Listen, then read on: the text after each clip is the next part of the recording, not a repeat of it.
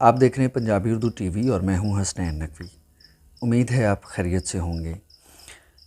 ایک بہت خوبصورت مزاح نگار ہیں کہنیا لال کپور، ان کی کتاب نازک خیالیاں سے ایک مضمون آپ کے پیش خدمت ہے۔ عنوان ہے اور ابلیس نے کہا۔ ملاحظہ فرمائیے۔ اور وہ ایک چبوترے پر کھڑا ہو گیا اور اس نے سامعین سے خطاب کرتے ہوئے کہا، میں خدا کا دوست ہوں نہ اس کا بیٹا، میں خدا کا اوتار بھی نہیں، میں تو اس کا دشمن ہوں، میں خدا کی رحمت سے مایوس ہوں، لیکن انسان کی شفقت سے کبھی محروم نہ رہا۔ خدا نے مجھے دھتکارا، انسان نے سر آنکھوں پر بٹھایا۔ مجھے فخر ہے کہ انسان نے ہمیشہ میرے پیغام کو پیغمبروں کے پیغام پر ترجیح دی۔ تم میرا واز سنو۔ میں کہتا ہوں خوش قسمت ہیں امیر کہ زمین کی بادشاہت ان کی ہے، سچ پوچھو تو آسمان کی بادشاہت بھی انہی کی ہے۔ خوش نصیب ہیں امیر کہ انہیں اس دنیا میں حور و غلماں دستیاب ہیں اور وہ فرانسیسی وسکی کے جام لنڈھاتے ہیں، غربا کی طرح تاڑی اور ٹھرا نہیں پیتے۔ قابل رشک ہیں امیر کہ وہ روپے سے ہر ایک چیز خرید سکتے ہیں، چاہے وہ چیز کسی رہنما کا ضمیر ہو یا کسی خاتون کی عصمت۔ نہایت دانشمند ہیں امیر کہ غربا پر لعنت بھیجتے ہیں، اور بڑے سادہ لو ہیں غریب کہ سمجھتے ہیں کہ ان کی زبوں حالی کے لیے وہ ذمہ دار نہیں۔ قابل مذمت ہیں غریب کہ جن کے خیال میں سب سے بڑی دولت صبر، سب سے بڑا آسرا قسمت اور سب سے بڑی عیاشی فٹ پاتھ پر سونا ہے۔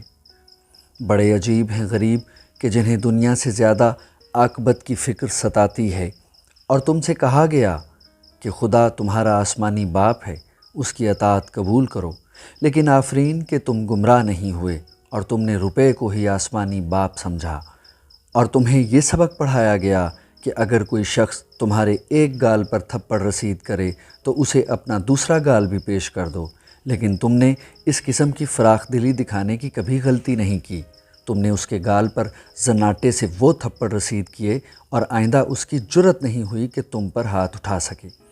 اور تمہیں بتایا گیا کہ خون کا بدلہ خون نہیں، آگ سے آگ بجھائی نہیں جا سکتی، لیکن میں کہتا ہوں کہ جو لوگ یہ کہتے ہیں وہ خون اور آگ سے ڈرتے ہیں، تو ان کی باتوں میں مت آؤ۔ اور تمہیں بار بار یہ تلقین کی گئی کہ تم اپنے نفس امارہ کو مارنے کی کوشش کرو، لیکن تم نے دیکھا ایسا کرنا کتنا مشکل ہے، بس اسے آئندہ مارنے کی بجائے زندہ رکھنے کی کوشش کرو۔ اور تمہیں سمجھایا گیا گناہوں سے توبہ کرو، نہیں تو خدا کو کیا منہ دکھاؤ گے؟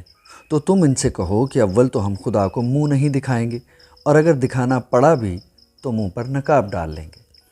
اور تمہیں آگاہ کیا گیا امیر کے لیے بہشت میں داخل ہونا اتنا ہی ناممکن ہے جتنا ایک اونٹ کے لیے سوئی کے ناکہ میں سے گزرنا۔ تو تم ان سے کہو کہ بہشت کا دروازہ اتنا تنگ نہیں ہوتا، اور اگر ہو بھی تو رضوان کی مٹھی گرم کی جا سکتی ہے۔ اور تمہیں بتایا گیا کہ کسی پر تنقید مت کرو تاکہ کوئی تم پر تنقید نہ کرے، لیکن میں کہتا ہوں کہ محض اس ڈر سے کہ کوئی تم پر تنقید کرے گا اس دلچسپ شغل کو ترک مت کرو۔ البتہ جب کوئی تم پر تنقید کرے تو ایسا دنداں شکن جواب دو کہ وہ بغلیں جھانکنے لگے۔ تم سے اکثر کہا گیا کہ بری بات مت دیکھو، مت سنو، مت کہو، یعنی آنکھیں، کان اور زبان رکھتے ہوئے بھی تم اندھے، بہرے اور گونگے بن جاؤ۔ تم خود ہی سوچو یہ مشورہ کتنا مضحکہ خیز ہے۔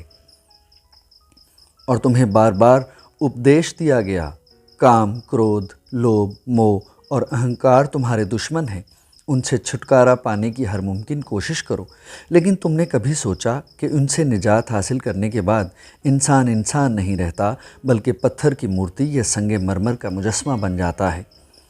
اور تم سے کہا گیا ہمسایوں سے محبت کرو، لیکن اگر ہمسائے لڑاکا، جھگڑالو اور بدنیت ہوں تو تم ان سے کس طرح محبت کر سکتے ہو؟ اور تمہیں نصیحت کی گئی کہ بزرگوں کا احترام کرو، لیکن جب بزرگ ضرورت سے زیادہ باتونی، بدمزاج اور دقیانوس ہوں تو کون ان کی عزت کر سکتا ہے؟ اور تم نے پڑھا جہاں عورتوں کی پوجا کی جاتی ہے وہاں دیوتا بستے ہیں، اگر وہاں دیوتا بستے ہیں تو زن مرید خاوند کہاں بستے ہیں؟ اور تمہیں بتایا گیا جب تم پر مصیبت آئے خدا کو پکارو، وہ تمہاری مدد کرے گا۔ تم پر مصیبتوں کے پہاڑ ٹوٹے اور تم نے خدا کو بار بار پکارا، یہاں تک کہ تمہارا گلا بیٹھ گیا، لیکن وہ نہیں آیا۔ بس آئندہ خدا کو پکارنا بند کرو اور نزدیک ترین پولیس اسٹیشن یا یتیم خانے کو اطلاع دو۔ اور تم مدت سے سن رہے ہو، اہنسا سب سے بڑا دھرم ہے، لیکن جب تک قصاب اس مقولے پر ایمان نہ لائے، بکرے کی ماں کب تک خیر بنا سکتی ہے؟ اور یہ کہا گیا کہ انسان کو صرف روٹی ہی تو نہیں چاہیے۔ یقیناً یہ قول اس شخص کا معلوم ہوتا ہے جسے کھانے کو صرف سوکھے ٹکڑے ملتے ہیں، اور تمہیں ہدایت کی گئی جھوٹ مت بولو۔ لیکن تجربے نے تمہیں بتایا کہ اگر سچ بولو گے تو بیوی ناراض ہو جائے گی، محبوبہ روٹھ جائے گی، دوست دشمن بن جائیں گے۔ اس لیے تم نے اچھا کیا کہ اتنے خطرے مول لینے کی بجائے سچ بولنا چھوڑ دیا، اور تمہیں مطلع کیا گیا کہ ہمیشہ دوسروں کے ساتھ ایسا سلوک کرو جس قسم کے سلوک کی تم ان سے توقع رکھتے ہو۔ لیکن چونکہ تم دوسروں کے باطن کا حال نہیں جانتے تھے، اس لیے ان کے ساتھ اچھا سلوک کیسے کر سکتے تھے؟ اور تم سے کہا گیا خدا کی عبادت کرو، یتیموں اور بیواؤں کی مدد اور مریضوں اور غریبوں کی خدمت کرو۔ ظاہر ہے یہ تمام کام تم بیک وقت نہیں کر سکتے تھے، اس لیے تم نے کوئی کام بھی نہیں کیا۔ اور یہ دعویٰ کیا گیا جیو اور جینے دو، ایک سنہرا اصول ہے، لیکن تم جانتے تھے اگر تم نے دوسروں کو جینے دیا تو کچھ عرصہ بعد وہ تمہیں جینے نہیں دیں گے، اس لیے تم نے انہیں جینے کا موقع ہی نہیں دیا۔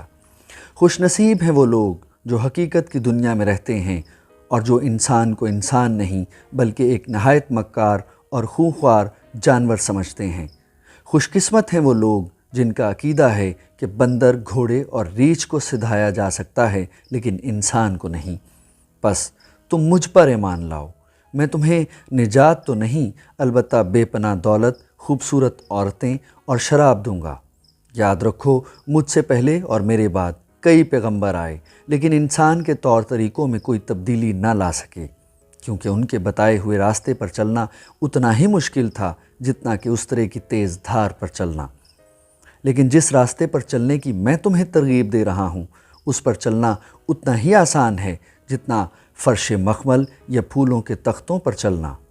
تم کہو گے یہ راستہ ہمیں جہنم کے دروازے تک لے جائے گا، میں کہوں گا تم خامخواہ خوفزدہ ہو رہے ہو۔ اول تو جہنم کس نے دیکھا ہے؟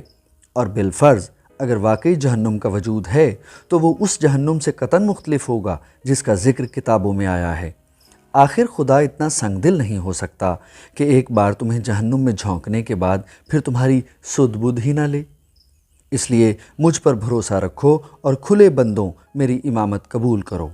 اگر تم ایسا نہیں کرو گے تو یقیناً ریاکار کہلاؤ گے، کیونکہ تم ایمان تو پیغمبروں پر لاتے ہو لیکن دراصل دم میرا بھرتے ہو۔